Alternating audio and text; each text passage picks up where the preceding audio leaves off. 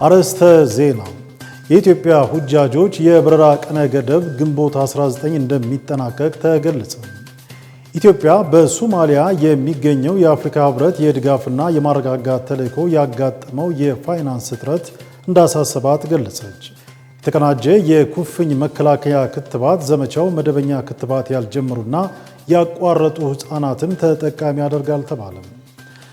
በሴት መስተንግዶ ሰራተኞች አለባበስ ምክንያት ከ35 በላይ ሆቴሎች የማስጠንቀቂያ መሰጠቱ ተሰማ።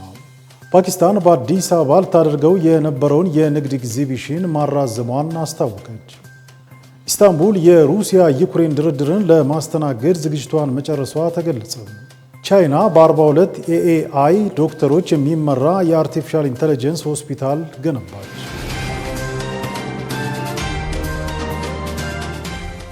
ሰላሙ አለይኩም ወራህመቱላሂ ወበረካቱ። ነጃሺ መረጃችን ተጀምሯል። ከመረጃዎቹ ጋር ሙስጠፋ መሐመድ። ቀዳሚ ወዳደረግነው ዜና አለፍን። የኢትዮጵያ ሁጃጆች የበረራ ቀነ ገደብ ግንቦት 19 እንደሚጠናቀቅ ተገለጸ። 1446ኛው የመጀመሪያዎቹ የሀጅ ተጓዦች ዛሬ ግንቦት 6 2017 ረፋድ ላይ በኢትዮጵያ እስልምና ጉዳዮች ከፍተኛ ጠቅላይ ምክር ቤት ከፍተኛ አመራሮች ሽኝት ተደርጎላቸዋል። በረራ ያደረጉ የሁጃጆች ቁጥር ከ400 በላይ እንደሆነና በረራዎችም በሳዑዲ አየር መንገድና በኢትዮጵያ አየር መንገድ መሆኑም ተገልጿል። ዝርዝሩን ኢማኑ መሐመድ ታቀርባለች። የ1446ኛው የመጀመሪያዎቹ የሀጅ ተጓዦች ዛሬ ግንቦት 6 ረፋድ ላይ በኢትዮጵያ እስልምና ጉዳዮች ከፍተኛ ጠቅላይ ምክር ቤት ከፍተኛ አመራሮች ሽኝት ተደርጎላቸዋል። በዘንድሮ የ1446ኛው የሀጅ ጉዞ ለማሳለጥ ይረዳ ዘንድ ከ39 በላይ የምዝገባ ጣቢያዎች በመመቻቸታቸው የሁጃጆችን እንግልት ከመቀነስ ባሻገር የተሳለጠና ቴክኖሎጂን መሰረት ያደረገ ምዝገባ መከናወኑ ተገልጿል። የዘንድሮ የሁጃጆች ጉዞ ካለፉት ዓመታት ከነበረው የምዝገባ ሂደት ጋር ሲነጻጸር የተለየና የተሻለ ሂደት እንደነበረው ከጠቅላይ ምክር ቤቱ ከፍተኛ አመራሮች ለማወቅ ተችሏል። በዛሬው በረራ ሽኝት የተደረገላቸው የሁጃጆች ቁጥር ከ400 በላይ እንደሆነና በረራዎቹም በሳዑዲ አየር መንገድና በኢትዮጵያ አየር መንገድ መሆኑን የጠቅላይ ምክር ቤቱ ዋና ጸሐፊ ሼህ ሐሚድ ሙሳ አስታውቋል። በዚህም በሳዑዲ አየር መንገድ 180 እና በኢትዮጵያ አየር መንገድ 263 የሀጅ ተጓዦች በዛሬው ዕለት ሽኝት ተደርጎላቸዋል ብለዋል። ለዘንድሮ የሀጅ ተጓዦች በኢትዮጵያ አየር መንገድ በኩል እየተደረገ ያለውን መስተንግዶ በእጅጉ የተለየ እንደሆነ የተናገሩት ዛሬ የሁጃጆች ሽኝት ላይ የተገኙት የጠቅላይ ምክር ቤቱ ዋና ጸሐፊ ሼህ ሐሚድ ሙሳ ናቸው። በሌላ በኩል ደግሞ የሁጃጆች የፓስፖርት መጥፋት፣ የቪዛ መቃጠል ሳይኖር ሀጃጆች በያሉበት ቦታ ትኬታቸው እንዲደርሳቸው ያለምንም እንግልት ጉዞ እንዲያደርጉ መደረጉን የጠቅላይ ምክር ቤቱ የጥረቱ ማሳያ እንደሆነም ገልጸዋል። የመስተንግዶ የሽኝቱ የአቀባበል ሁኔታ እኛ በገመገምነው መሰረት በጣም በሚያስደስት መልኩ ነው የተፈጸመው። በኢትዮጵያ አየር መንገድ በተርሚናል ውስጥ ተርሚናል 2 ውስጥ ጥሩ መስተንግዶ አዘጋጅቶልናል። ሁጃጆቹ የሚያርፉበት፣ የሚሰግዱበት፣ እስቲንጃ የሚያደርጉበት፣ የሚጠባበቁበት አረቢያ መጅሊስና ቆንጆ ቆንጆ ምንጣፎችን አንጥፎ ጥሩ ታቤላዎችን በመለጠፍ የመነቃቃት ስራ ሰርቷል። የኢትዮጵያ አየር መንገድ በነገራችን ላይ የሀገር ኩራት ነው። በዶላርም በማገዝ ሀጃጆቹ እንዲስተናገዱ ላለፉት 2 ዓመታት በተከታታይ ያደርጉልናል። በኢትዮጵያ ሙስሊሞች ህዝብ ላቅ ያለ ምስጋናችንን እናቀርባለን። በዛ መሰረትም ዛሬ ኤርፖርት ላይ ተገኝተን እየሸኘን እንገኛለን። የፓስፖርት መጥፋት፣ የቪዛ መቃጠል፣ የቲኬት መዘበራረቅ የሚባል ነገር ከናካቴው ጠፍቶ በጥሩ ሁኔታ ላይ ነው አሁን የምንገኘው። ሀጃጆቹ ቤታቸው ቀድሞ ቲኬት ይደርሳቸዋል። ጥቂቶቹ ሲቀሩ ቀድሞ ቪዛቸው ይደርሳቸዋል። ፓስፖርት ተሰብስቦ በርካታ ግርግሮች ይፈጸሙ ነበር። አሁን ግን በፓስፖርት ኮፒ ነው ቪዛ እየወረደ ያለውና ጥሩ ተጨባጭ ላይ ያለን መሆኑን ሁላችንም ልናውቅ ይገባል። ጠቅላይ ምክር ቤቱ ካለፉት ዓመታት ካገኛቸው ልምዶችና ተሞክሮች በመነሳት በዚህ ዓመት ሁጃጆች ፍላጎታቸውን በተሻለ ለማሟላት የሚሄዱበት ዋና ጉዳይ ላይ ትኩረት እንዲያደርጉ በማሰብ ከምዝገባ ጀምሮ እስከ ሽኝት ድረስ ያለውን አጠቃላይ ሂደት የተሳካ ለማድረግ ከፍተኛ ዝግጅት እንደተደረገ የተናገሩት ደግሞ የጠቅላይ ምክር ቤቱ የሐጅና ኡምራ ዘርፍ ኃላፊ የሆኑት ሐጂ አብዱልፈታህ መሐመድ ሲሆኑ አያይዘውም ሁጃጆች ለበረራ ጉዞ በሚመጡበት ወቅት የተሰጣቸውን ዶክሜንት አሟልተው መገኘት እንዳለባቸው አሳስበዋል። በተቻለ መጠን ይህንን አገልግሎት ይህንን ኦፕሬሽን ይህንን ለሁጃጁ የምንሰጠውን አገልግሎት በየሴክተሩ በየዴስኩ ፎሎ አፕ ስናደርግ ኦርጋናይዝ ስናደርግ የተወሰኑ ክፍተቶች ሊፈጠሩ እንደሚችሉ ታሳቢ በማድረግ በየሴክሽኑ በየዴስኩ በየዲፓርትመንቱ ቲሞችን አሳይን አድርገን ነው ስንሰራ የቆየነው። ምናልባት በዚህ አጋጣሚ ለሁጃጆቻችን ማስተላለፍ የምንፈልገው መልእክት ቢኖር ምንድነው? ልክ የምዝገባ ሂደቱ ምዝገባ ተጀምሮ አልቆ የጉዞ ሰነድ ባሉበት ቦታ ፓስፖርት ባሉበት መንደር አቅራቢያ ቪዛ ሁጃጁ ባለበት ቦታ ትኬትንም እንደዚሁ ማሳካት መቻል ማለት ቀላል አይደለም። ነገር ግን እነዚህን ሁሉ ፕሮሲጀሮችን ጨርሰን አሁን በሽኝት ሂደት ላይ የምንገኝ ሲሆን ይሄ ሽኝት ሂደት ላይ ክፍተት እንዳይፈጠር የጠቅላይ ምክር ቤቱ ኮሚትመንት ወይም የስታፉ የሀጂ ዘርፉ ኮሚትመንት እንዳለ ሆኖ ሁጃጁ ግን በተቻለ መጠን ለጉዞ በሚመጣበት ሰዓት በምዝገባ ማዕከላት አማካኝነት የተሰጠውት የጉዞ ሰነዶች ፓስፖርት፣ ቪዛ፣ ቲኬት፣ የክትባት ካርድ መርሳት እንደሌለበት መልእክት ማስተላልፈን ነበር። አሁኑኑ ምን ደግመው ይሄንኑ ነው። ከዚህ በኋላ ባሉትም በቀሩት የበረራ ሂደቶች የሽኝት መርሃ ግብሮቻችን ላይ ቲሞቻችንም ዘንድ ሁጃጆቻችንም ዘንድ አላስፈላጊ እንግልት እንዳይፈጠር ለሁጃጆቻችን አደራ ማለት የምንፈልገው ምንድነው? የጉዞ ሰነዶቻችሁን በፕራዮሪቲ በቅድሚያ መያዝ እንድትችሉ አንድ።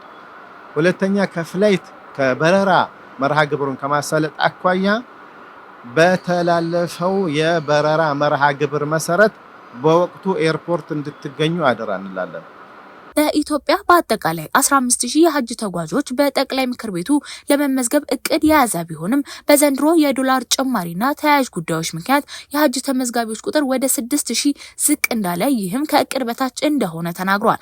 የ1446ኛው የሀጅ ጉዞ ምዝገባ ከተደረገባቸው ቦታዎች ሶማሊያ፣ ኦሮሚያ፣ አዲስ አበባ እንደሆኑም ተገልጿል።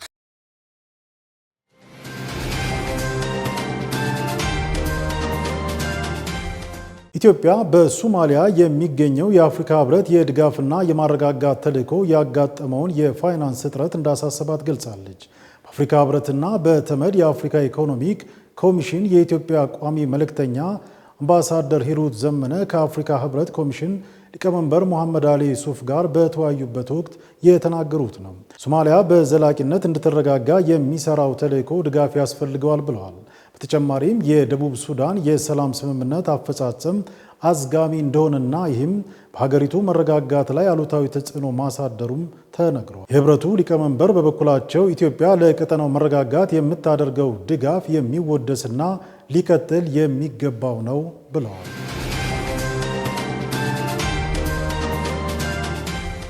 የተቀናጀ የኩፍኝ መከላከያ ክትባት ዘመቻው መደበኛ ክትባት ያልጀመሩና ያቋረጡ ህጻናትም ተጠቃሚ ያደርጋል ተብሏል። ዛሬ የተጀመረው ሀገር አቀፍ የተቀናጀ የኩፍኝ መከላከያ ክትባት ዘመቻው መደበኛ ክትባት ያልጀመሩና ያቋረጡ ህጻናትንም ተጠቃሚ እንደሚያደርግ ጤና ሚኒስቴር አስታወቀም። ሀገር አቀፍ የተቀናጀ የኩፍኝ መከላከያ ክትባት ዘመቻው ዛሬ በቢሾፍቱ ከተማ በአቦጋያ ጤና ጣቢያ መጀመሩን ሚኒስቴሩ ገልጿል። ክትባቱ ከዛሬ ጀምሮ እስከ ግንቦት 15 2017 ድረስ በሁሉም ክልሎችና ከተማ አስተዳደሮች ባሉ የጤና ተቋማት በነፃ እንደሚሰጥም አስታውቋል። በማስጀመሪያ መርሃ ግብሩ የተገኙት የጤና ሚኒስቴር ዴኤታ ከፍተኛ አማካሪ ሌሊሳ ማኑኤል የተቀናጀ የኩፍኝ ክትባት ዘመቻው የስርዓተ ምግብ የእናቶችና ህፃናት ጤና አገልግሎት ያካተተ ነው ብለዋል። ክትባቱን ዕድሜያቸው ከ5 ዓመት በታች የሆኑ 17.5 ሚሊዮን ህፃናት እንደሚወስዱም ተናግረዋል። ክትባቱ ዘመቻው ቀደም ሲል መደበኛ ክትባት ያልጀመሩና ያቋረጡ ህፃናትንም ተጠቃሚ የሚያደርግ መሆኑን ነው ጨምሮ የገለጹት። ለዚህም በክትባቱ ዙሪያ የማህበረሰቡን ግንዛቤ የሚያሳድጉ የንቅናቄ ስራዎች፣ የጤና ባለሙያዎችን ማሰልጠንና የግብዓት አቅርቦት በዝግጅት ምዕራፎች መከናወናቸውን ጠቅሰዋል። ቢሾፍቱ ከተማ ከንቲባ አለማየሁ አሰፋ በበኩላቸው የዜጎችን የጤና አገልግሎት ተደራሽ ማድረግ የሁሉንም ተቋማትና ባለድርሻ አካላት ርብርብ የሚጠይቅ ነው ብለዋል። በከተማው ክትባቱ በታለመው ልክ ተደራሽ እንዲሆን አስተዳደሩ የሚጠበቅበትን ኃላፊነት እንደሚወጣም አረጋግጠዋል። በመሆኑም ወላጆች፣ አሳዳጊዎችና ሁሉም የማህበረሰብ ክፍል ህጻናት ልጆች የክትባቱ ተጠቃሚ እንዲሆኑ ኃላፊነታቸውን ሊወጡ እንደሚገባ መልእክት አስተላልፈዋል። በመርሃ ግብሩ የጤና ሚኒስቴር ተወካይ፣ የቢሾፍቱ የከተማ ከፍተኛ አመራሮች፣ አባገዳዎችና ደስንቄዎች እንዲሁም ሌሎች እንግዶች ተገኝተዋል። በሴት መስተንግዶ ሰራተኞች አለባበስ ምክንያት ከ35 በላይ ሆቴሎች የማስጠንቀቂያ መሰጠቱ ተሰማ። በ15 ቀናት ውስጥ ያላስተካከሉ ተቋማት እርምጃ እንደሚወሰድባቸውም ተገልጿል። በአዲስ አበባ ከተማ በአንድ ወር ጊዜ ውስጥ ብቻ ሴት የመስተንግዶ ሰራተኞች ሰውነታቸውን የሚያጋልጥ አለባበስ እንዲለብሱ የሚያስገድዱ ከ35 በላይ ሆቴሎች የማስጠንቀቂያ ደብዳቤ እንደተሰጣቸው የከተማ አስተዳደሩ ባህል ኪነጥበብና ቱሪዝም ቢሮ አስታውቋል። በሆቴል አገልግሎት ሰጪ ተቋማት ውስጥ ተቀጥረው የሚያገለግሉ ሴት የመስተንግዶ ሰራተኞች አለባበስን የተመለከተ መመሪያ ጸድቆ ስራ ላይ መዋሉ ይታወሳል። በአዲስ አበባ ከተማ አስተዳደር የባህል ኪነጥበብና ቱሪዝም ቢሮ የወጣው መመሪያ ሴት የመስተንግዶ ሰራተኞች ሰውነታቸውን የሚያጋልጥ አለባበስ እንዲለብሱ የሚያስገድዱ አሰሪዎች ላይ ቅጣት የሚጥል ነው። ይህም የጸደቀው መመሪያ ተግባር ላይ ከመዋል የዘገየው የትርጉም ስራዎች ባለመጠናቀቃቸው እንደሆነ በቢሮው የቱሪስት አገልግሎት ብቃት ማረጋገጥና ደረጃ ምደባ ዳይሬክተር ገነት ይመር ተናግረዋል። በአሁኑ ሰዓት የትርጉም ስራዎች መጠናቀቃቸውን የገለጹት ወይዘሮ ገነት ለሆቴል አገልግሎት ሰጪዎቹ ከቅጣት በፊት ማስጠንቀቂያ እየተሰጠ እንደሚገኝም አስረድተዋል። በዚህም ባለፈው አንድ ወር ውስጥ ብቻም 35 ሆቴሎች እና ሬስቶራንቶች የማስጠንቀቂያ ደብዳቤ እንደደረሳቸውም ገልጸዋል። ከቀጣዩ ሰኔ ወር ጀምሮ መመሪያው በሚያዘው መሰረት የቅጣት እርምጃ መወሰድ እንጀምራለን ያሉት ኃላፊዋ መረጃዎች ተጠናክረው ሲቀርቡ ቁጥሩ ከዚህም ከፍ ሊል እንደሚችል ጠቁመዋል። አክለውም ከማስጠንቀቂያ ጎን ለጎን የግንዛቤ ፈጠራ ስራ ከወረዳ እስከ ክፍለ ከተማ ላይኛው መዋቅር ድረስ እየተሰጠ ይገኛል ብለዋል። ሀገራችን ኢትዮጵያ በግንቦት ወር ታላቅ የፓኪስታን አፍሪካ የንግድ ጉባኤ ታስተናግዳለች የሚል መረጃ ነጃሺ ቲቪ ወደ ተመልካች ማድረሱ ይታወሳል። ሆኖም ግን ፓኪስታንን በአዲስ አበባ በሚል መነሻ ሀሳብ በሚሊኒየም አዳራሽ ከግንቦት 7 እስከ 9 2017 ሊካሄድ የነበረው ሜድ ኢን ፓኪስታን ኤግዚቢሽን ባጋጠመው አስገዳጅ ሁኔታ ማለትም በህንድና ፓኪስታን መካከል በተፈጠረው ግጭት ምክንያት ላልተወሰነ ጊዜ መራዘሙን የፓኪስታን ኤምባሲ ባወጣው መግለጫ ነጃሺ ቲቪ ለማወቅ ችሏል። ይህም ሰፊ የንግድ ግንኙነት መረቦችን ለመፍጠርና ለወደፊት የንግድ ስምምነት ምቹ ሁኔታን ይፈጥራል ተብሎ ታሳቢ የተደረገ ነበር። ፓኪስታን መንግስት በንግድ ሚኒስቴር፣ በፓኪስታን የንግድ ልማት ባለስልጣን እንዲሁም በአዲስ አበባ በሚገኘው የፓኪስታን ኤምባሲ የንግድ ዘርፍ አማካኝነት አምስተኛውን የፓኪስታን አፍሪካ የንግድ ልማት ጉባኤና በፓኪስታን የተመራ ኤግዚቢሽን ታሳቢ ተደርጎ እንደነበርም በደረሰን መረጃ መሰረት ማቅረባችን ይታወሳል። ለአውሮፓውያን አቆጣጠር በ2017 በተጀመረው ወደ አፍሪካ ተመልከት በተሰኘው ስትራቴጂካዊ ፖሊሲ ላይ በመመስረት ይህ ሁነት በፓኪስታንና በምስራቅ አፍሪካ ሀገራት መካከል ያለውን የኢኮኖሚ አጋርነት ለማጠናከርና የንግድ ትብብር ለማስተሳሰር ያለመ መሆኑ ተነግሮ ነበር። ከ100 በላይ ከፍተኛ የፓኪስታን ኤግዚቢሽን አቅራቢዎች ከተለያዩ ዘርፎች የተውጣጡ ምርቶችን የሚያቀርቡበትና ከነዚህም ከጨርቃጨርቅ፣ ከመድኃኒት፣ ከኢንጂነሪንግ እና ከምግብና አግሮ ፕሮሰሲንግ ምርቶች የሚያስተዋውቅበት ኩነትም ይሆናል ተብሎ ተጠብቆ ነበር። ከግንቦት 7 እስከ 9 2017 ይቆያል ተብሎ የነበረው ይህ ኤግዚቢሽን ላይ ከኡጋንዳ፣ ከጅቡቲ፣ ከኬንያ፣ ከደቡብ ሱዳን፣ ከሩዋንዳ፣ ከቡሩንዲ፣ ከናይጄሪያ፣ ከጋና፣ ከሶማሊያ እና ከታንዛኒያ የተውጣጡ ልዑካን ተሳታፊ የሚያደርግ ነበር። ነገር ግን ባልተጠበቀ ሁኔታ ፓኪስታን በገባችበት ጦርነት ምክንያት በተፈጠሩ አስገዳጅ ሁኔታዎች ላልተወሰነ ጊዜ ሊራዘም ችሏል ተብሏል።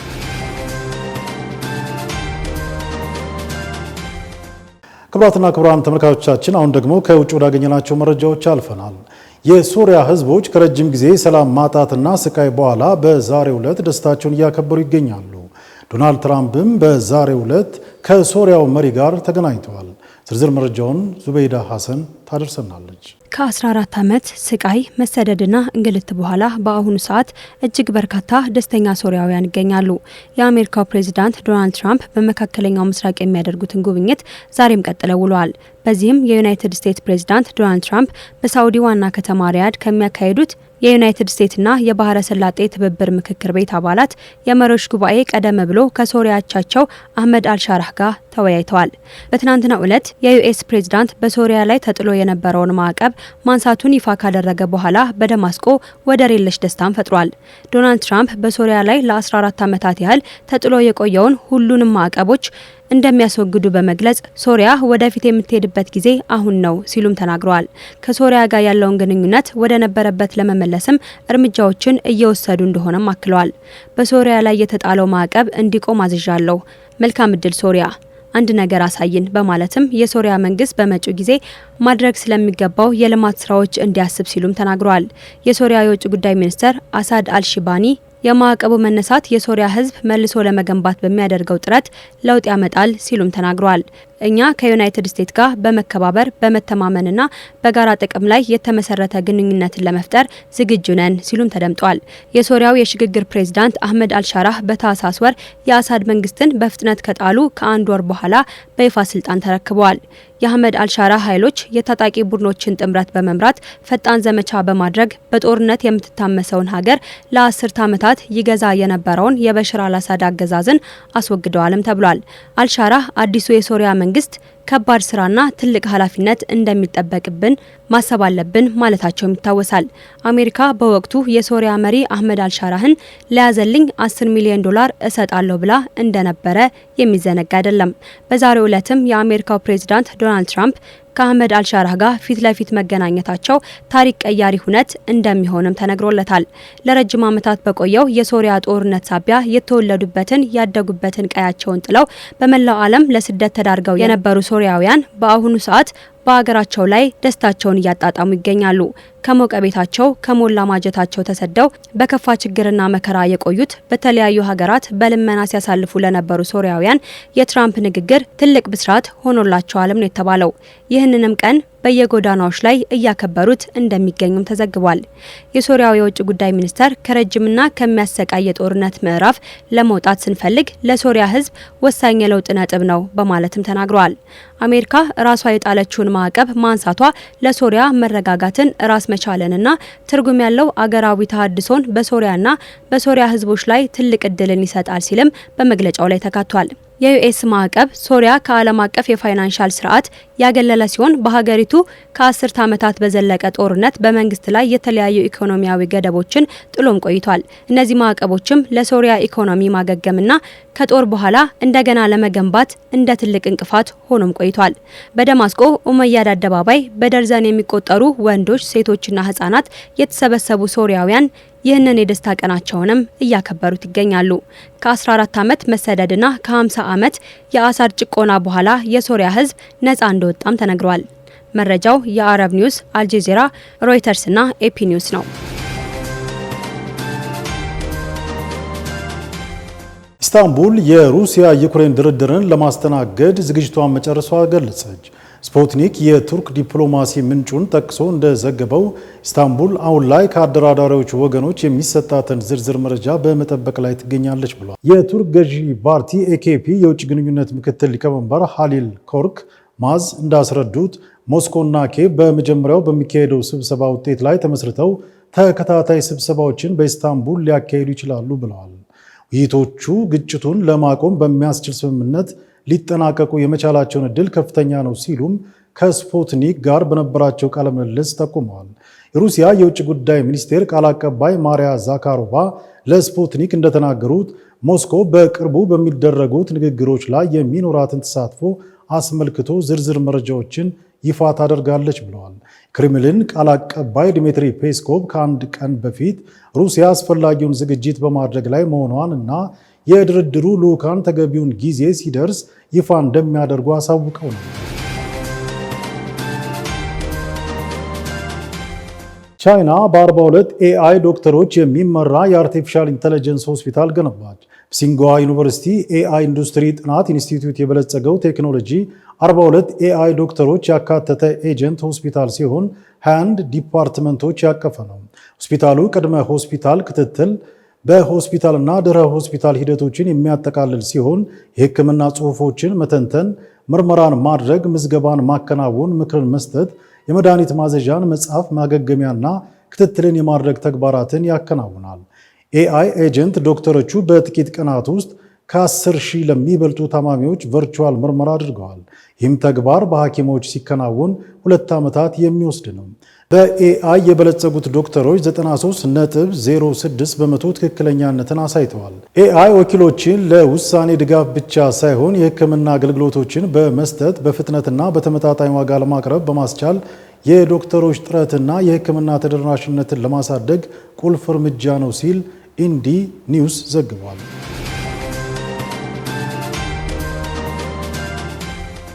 በመጨረሻም በዛሬው የተለያዩ ዓለማችን የአኗኗር ዘይቤ በሚያሳየው መሰናዷችን የታንዛኒያ ባህል የሚያሳዩ የተለያዩ በሀገሪቱ ያሉ ጎሳዎችን እናስተዋውቃችኋለን። ሀት ከማል እንደሚከተለው ታቀርባለች። ታንዛኒያ ከ100 በላይ የተለያዩ ጎሳዎች ያሏት ሲሆን በተለያዩ ጎሳዎች ባህል በብዝሃነቷ እንዲሁ በብልጽግናዋ ትታወቃለች። አብዛኞቹ የታንዛኒያ ጎሳዎች ከባንቱ ተወላጆች የመጡ ናቸው። እነሱም 95% የሚሆነውን የአገሪቱን ሕዝብ ይወክላሉ። የተቀሩት ጎሳዎች የኒሎቲክ ተናጋሪዎችና የአገሬው ተወላጆች አዳኝና ሰብሳቢ ዘሮችን ያካትታሉ። ትንሽ መቶኛ ታንዛኒያውያን ከአረብና ህንድ ዝርያ በአብዛኛው በባህር ዳርቻ ክልሎች ዳሬ ሰላምና ዛንዚባር የሚገኙ ናቸው። የታንዛኒያ ነገዶች ታሪክ የመጀመሪያዎቹ የታንዛኒያ ነዋሪዎች እንደሆኑ ከሚገመቱ ከሆይሳን ተናጋሪ አዳኝ ሰብሳቢዎች ጋር ሊመጣ ይችላል። በዘመናት ውስጥ ከምዕራብና ከመካከለኛው አፍሪካ የመጡ የባንቱ ቋንቋ ተናጋሪዎች ወደ አካባቢው የፈለሱ የተለያዩ ጎሳዎች ሞገዶችም ነበሩ። በታንዛኒያ ማህበረሰብ ውስጥ የጎሳ መልክዓ ምድር ላይ ከፍተኛ ተጽዕኖ በማሳደር ብረት መስራትና አዲስ የግብርና ክህሎቶችንም እንዲሁ አስተዋውቀዋል። በታንዛኒያ አሁንም በባህላዊ በተለይም በመንደሮች የሚኖሩ ጎሳዎች አሉ። በከተሞች አካባቢ ነገር ግን አንዳንድ ቦታዎች ብዙ ጎሳዎች የተቀላቀሉና ሰዎች የበለጠ ዘመናዊ አኗኗር ዘይቤንም ይኖራሉ። አሁንም የነገራቸው አካል እንደሆነም ያ ባህላቸው ያሳያል። ነገር ግን በተለመደው ቤት ከሌሎች ጎሳዎችና ሃይማኖቶች ጋር በተደበላለቁ አካባቢዎችም የሚኖሩ አሉ። የታንዛኒያ ዋና ዋና ጎሳዎች የሚባሉትን በጥቂቱ እናሳያችሁ። ሱኩማ በታንዛኒያ ውስጥ ትልቁ ብሔረሰብ ሲሆን በሀገሪቱ ሰሜናዊ ምዕራብ ክልሎች ውስጥ በተለይም በሙዋንዛና ሺኒያንጋ የአስተዳደር አውራጃዎች ውስጥ ይኖራሉ። አንዳንድ ሱኩማ በታቦራ፣ ዶዶማና ሲንጊዳ በሚባሉ ግዛቶች ይኖራሉ። ከቻጋ ጋር አንድ ላይ ሆነው ከህንድና ከአረብ አናሳ ጎሳዎች ጋር በቢዝነስና በፖለቲካ ውስጥ በጣም ጠንካራና በጣም ተጽዕኖ ፈጣሪ ጎሳዎችም ናቸው። ስለ ሱኩማ ያለው የታሪክ ሰነድ ውስን ቢሆንም ቅድመ አያቶቻቸው ከምዕራብ አፍሪካ ባንቱ ተናጋሪ ህዝቦች እንደመጡም ይታመናል። ታንዛኒያ ውስጥ ወደሚገኝበት ቦታ ፍልሰታቸው ከብዙ መቶ ዓመታት በላይ ተፈጽሟል። በታሪክ የግብርና ባለሙያዎች ሱኩማዎች በዋነኝነት ሰብል በማምረት በአነስተኛ እርሻ ላይም ተሰማርተዋል። በዳንሰኛነታቸውም ይታወቃሉ። ቡጎቦጎቦ የእባቡ ዳንስ በብዙዎቹ የመድኃኒትና መንፈሳዊ ስርዓቶቻቸው ውስጥ አስፈላጊ አካል ሆኖ ይጠቀሳል።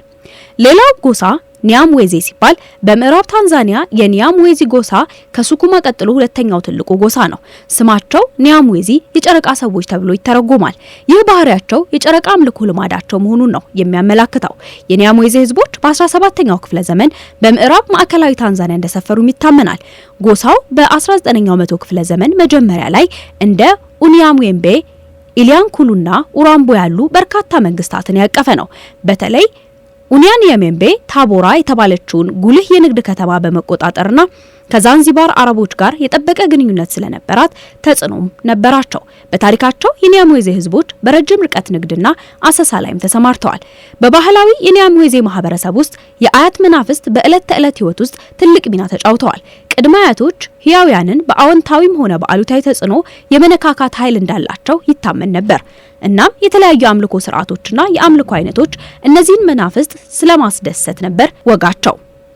ሌላው ቻጋ የሚባለው ጎሳ ሲሆን ቻጋ በስዋሂሊ ዋቻጋ በመባል የሚታወቁት ከታንዛኒያ ኪሊማንጃሮ ክልል የመጡ የባንቱ ብሔረሰቦች ናቸው። በብሔረሰቡ ውስጥ ሶስተኛው ትልቁን ብሔር ይወክላል።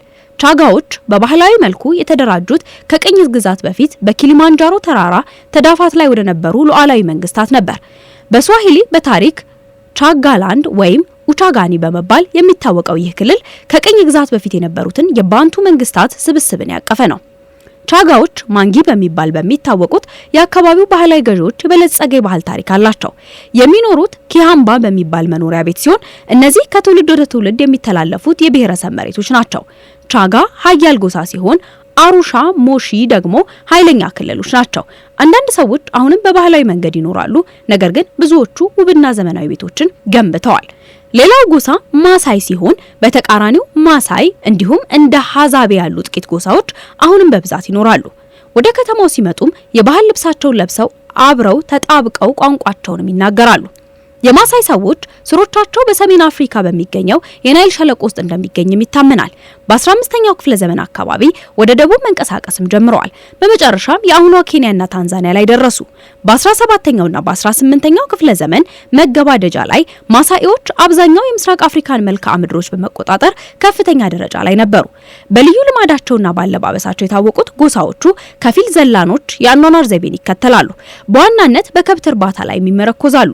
ማሳይ በቀላሉ በአለባበስ ደንባቸው ወይም ሹካ በቆንጆ ጌጣጌጥና በአስደናቂ ሰውነት ማሻሻያ ልምዳቸው እንደ ጆሮ መበሳትና መወጠር ይታወቃሉ። ጠቃሚ የባህል ክስተት ወይም ኢዮንቶ በመባል የሚታወቀው የጦረኛ አጀማመር ስነ ስርዓት ሲሆን ወጣት የማሳኢ ወንዶች ወደ ሽማግሌነት የሚሸጋገሩበት በጎሳ ውስጥ አዲስ ኃላፊነት የሚሰጣቸው ወቅትም ነው። በተጨማሪም እንደ ሄሄ፣ ጎጎ፣ ሃያ፣ ማኮንዴ፣ ፓሬ፣ ማኩዋ፣ ዘራሞ፣ ዚጓ፣ ሀድዛ እንዲሁም ሳንዴዌ እንዲሁም በመጨረሻ ደግሞ ኢራቀው የተባሉ ጎሳዎችን እናገኛለን። ኢራቀው በሰሜን ማዕከላዊ ታንዛኒያ አሪፍ ተራራማ አካባቢ ያለው የኢራቅ ጎሳ የተለየ የኩሽቲክ ቋንቋን ጠብቆ ቆይቷል።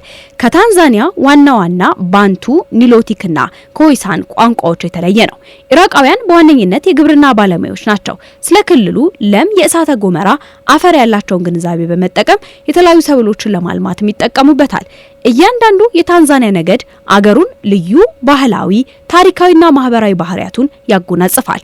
በአንድ ላይ ሆነው ታንዛኒያ የምታቀርበውን የበለጸገ ብዝሃነት በምሳሌነት ይገልጻሉ። በዚህች የምስራቅ አፍሪካ ሀገር ጂኦግራፊያዊ ወሰን ውስጥ የሚዳብር እውነተኛ አፍሪካዊ የጎሳ ባህሎች ያስተጋባሉ።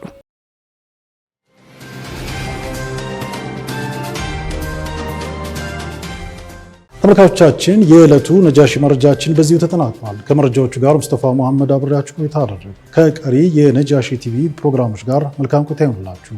ሰላሙ አለይኩም ወራህመቱላሂ ወበረካቱ።